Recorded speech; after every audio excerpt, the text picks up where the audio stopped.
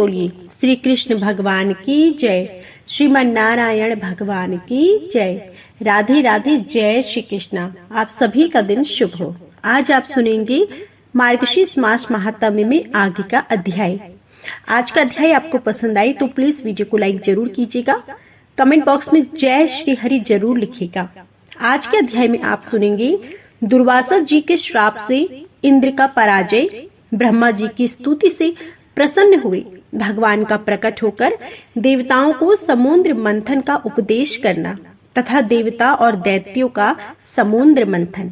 श्री पराशर जी बोले, हे मैत्री, तुमने इस समय मुझसे जिसके विषय में पूछा है वह श्री संबंध लक्ष्मी जी का इतिहास मैंने भी मरीचि ऋषि से सुना था। वह मैं तुम्हें सुनाता हूँ, सावधान होकर सुनो। एक बार शंकर के अंशा अवतार श्री दुर्वासा जी पृथ्वी तल में विचर रहे थे और घूमते घूमते उन्होंने एक विद्याधारी के हाथों में संतानक पुष्पों की एक दिव्य माला देखी और हे ब्राह्मण, उसकी गंध से सुवासित होकर वह वन वासियों के लिए अति शोभनीय हो रहा था। तब उन उन्मत्त वृत्ति वाले विप्रवर ने वह सुंदर माला देखकर उसे विद्याधर सुंदरी से मांगा। उनके मांगने पर उस बड़े बड़े नेत्रों वाली कृशांगी विद्याधरी ने उन्हें आदर पूर्वक प्रणाम कर वह माला दे दी। हे मैत्री, उन्मत्त वेशधारी विप्रवर ने उसे लेकर अपने मस्तक पर डाल दिया और पृथ्वी पर विचरने लगी। इसी समय उन्होंने उन्मत्त ऐरावत पर चढ़कर देवताओं के साथ आते हुए इंद्र को देखा। उन्हें देखकर मुनिवर दुर्वासा ने उन्मत्त के समान वह मतवाले मोहरों से गुंजायमान माला अपने सिर पर से उतारकर देवराज इंद्र के ऊपर फेंक दी। देवराज ने उसे लेकर ऐरावत के मस्तक पर डाल दी। उस समय वह ऐसी सुशोभित हुई मानो कैलाश पर्वत के शिखर पर श्री गंगा जी विराजमान हो। उस मंदोमत हाथी ने उसकी गंध से आकर्षित हो उसे सूंड से सूंघकर पृथ्वी पर फेंक दिया। हे मैत्री, यह सब देखकर मुनि श्रेष्ठ भगवान दुर्वासा जी अति क्रोधित हुए और देवराज इंद्र से इस प्रकार बोले। दुर्वासा जी ने कहा, अरे ऐश्वर्य के मद से दूषित इंद्र, तू बड़ा ढीठ है। तूने मेरी दी हुई संपूर्ण शोभा की धाम की माला का आदर नहीं किया। अरे तूने ना तो प्रणाम करके बड़ी कृपा की और ऐसा ही कहा और हर्ष से प्रसन्नवत होकर उसे अपने सिर पर ही रखा। अरे मूढ़, तूने मेरी दी हुई माला का कुछ भी मूल्य नहीं किया, इसलिए तेरे त्रिलोक का वैभव नष्ट हो जाएगा। इंद्र, निश्चय ही तू मुझे और ब्राह्मणों के समान ही समझता होगा, इसलिए तुझे अति मानी से हमारा इस प्रकार अपमान किया है। अच्छा, तूने मेरी दी हुई माला को पृथ्वी पर फेंका है, इसलिए तेरा यह त्रिभुवन भी शीघ्र ही श्रीहीन हो जाएगा। अरे देवराज, जिसके क्रुद्ध होने पर संपूर्ण चराचर जगत भयभीत हो जाता है, उसे मेरा ही तूने अति गर्व से इस प्रकार अपमान। श्री पराशर जी बोले, तब तो इंद्र ने तुरंत ही ऐरावत हाथी से उतरकर निष्पाप मुनिवर दुर्वासा जी को प्रसन्न किया। तब उसके प्रणाम आदि करने से प्रसन्न होकर मुनि श्रेष्ठ दुर्वासा जी उससे इस प्रकार कहने लगे। दुर्वासा जी बोले, इंद्र, मैं कृपालु चित्त नहीं हूँ, मेरे अंतःकरण में क्षमा को कोई स्थान नहीं है। वे मुनिजन तो और ही हैं, तुम समझो मैं तो दुर्वासा हूँ ना। गौतम आदि अन्य मुनिजनों ने व्यर्थ ही तुझे इतना मुंह लगा लिया है, पर याद रख, मुझे दुर्वासा का सर्वस्व तो क्षमा न करना ही है। दया मूर्ति वशिष्ठ आदि के बढ़ बढ़कर स्तुति करने से तू इतना गर्वीला हो गया कि आज मेरा भी अपमान करने चला है। अरे आज त्रिलोकी में ऐसा कौन है जो मेरे प्रज्वलित जटा कलाप और टेढ़ी भ्रकुटी को देखकर भयभीत ना हो जाए। अरे दुष्ट, तू बारंबार अनुनय विनय करने का ढोंग क्यों करता है? तेरे इस कहने सुनने से क्या होगा, मैं क्षमा नहीं कर सकता। श्री पराशर जी बोले, हे ब्राह्मण, इस प्रकार कहकर वे विप्रवर वहां से चल दिए और इंद्र भी ऐरावत पर चढ़कर अमरावती को चले गए। हे मैत्री, तभी से इंद्र के सहित तीनों लोग वृक्ष, लता आदि के क्षीण हो जाने से श्रीहीन और नष्ट भ्रष्ट होने लगे। तब से यज्ञों का होना बंद हो गया, तपस्वियों ने तप करना छोड़ दिया तथा लोगों का दान आदि धर्मों में चित्त नहीं रहा। हे द्विजोतम, संपूर्ण लोग लोभ आदि के वशीभूत हो जाने से सतत शून्य हो गए और तुच्छ वस्तुओं के लिए भी लालायित रहने लगे। जहाँ सत्व होता है वहाँ लक्ष्मी जी रहती हैं और सतत्व भी लक्ष्मी जी का ही साथी है। श्रीहीनों में भला सत्व कहाँ है और बिना सत्व के गुण कैसे ठहर सकते हैं।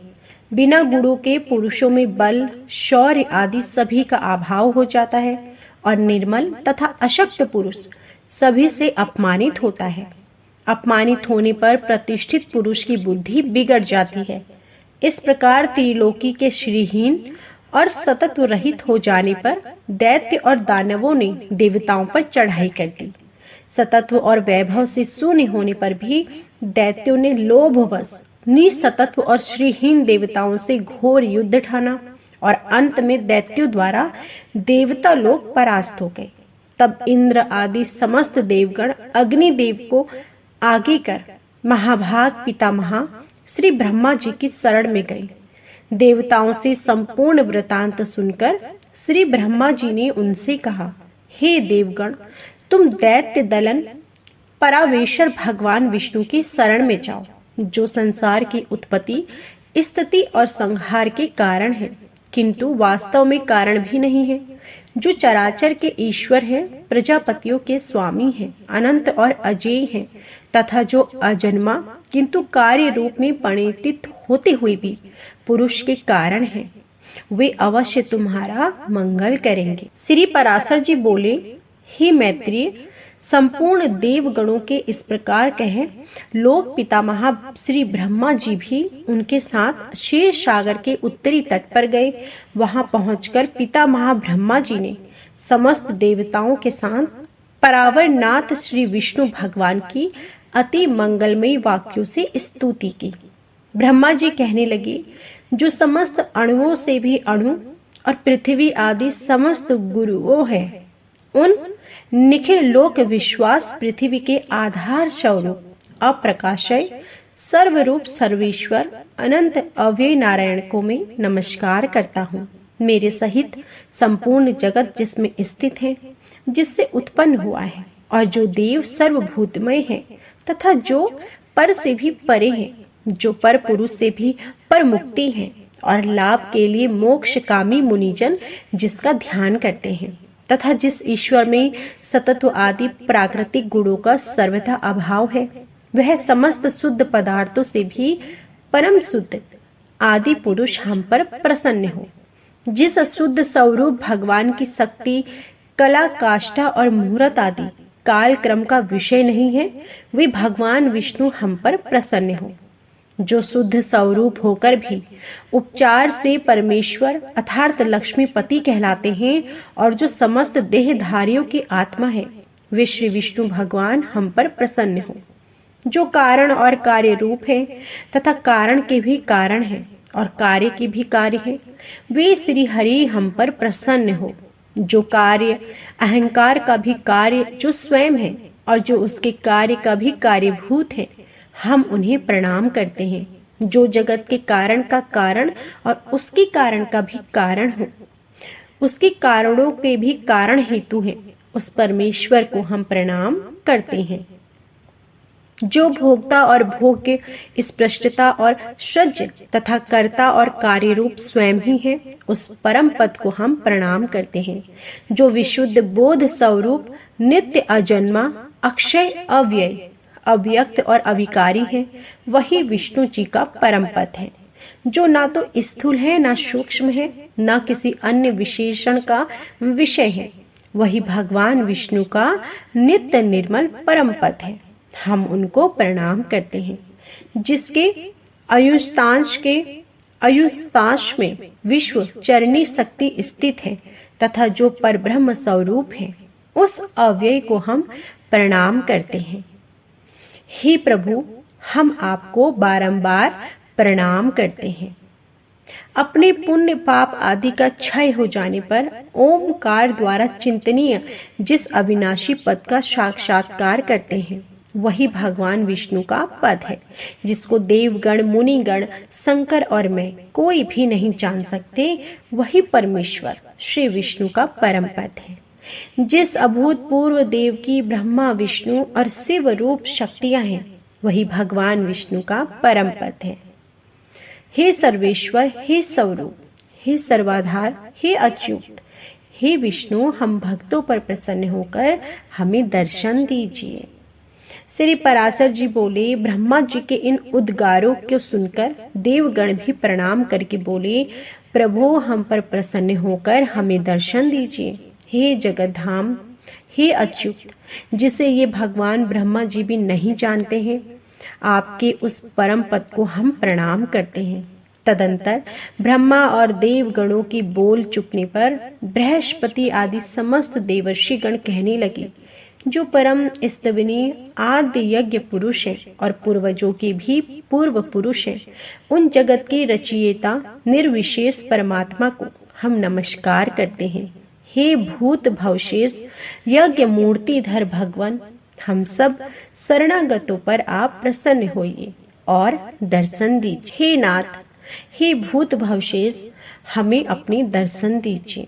हमारे सहित ये ब्रह्मा जी, रुद्रों के सहित भगवान शंकर, वाराहो आदियों के सहित भगवान पूषा, अग्नियों के सहित पावक और ये दोनों अश्विनी कुमार, आठों वसु, समस्त मरुदगण, शाद्य गण, विशेष देव तथा देवराज इंद्र, ये सभी देवगण दैत्य सेना से पराजित होकर अति परिणित हो गए हैं, आपकी शरण में आए हैं।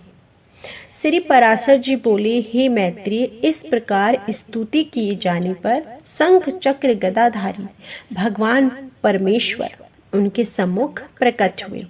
तब उस शंख चक्र गदाधारी उत्कृष्ट तेजो राशि में अपूर्व दिव्य मूर्ति को देखकर पितामह आदि समस्त देवगण अति विनय पूर्वक प्रणाम कर शोभवंश चकित नयन हो उन कमल नयन भगवान की स्तुति करने लगे।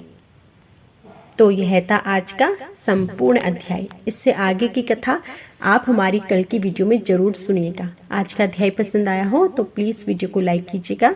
कमेंट बॉक्स में जय श्री हरि जरूर लिखिएगा। जय श्री हरि।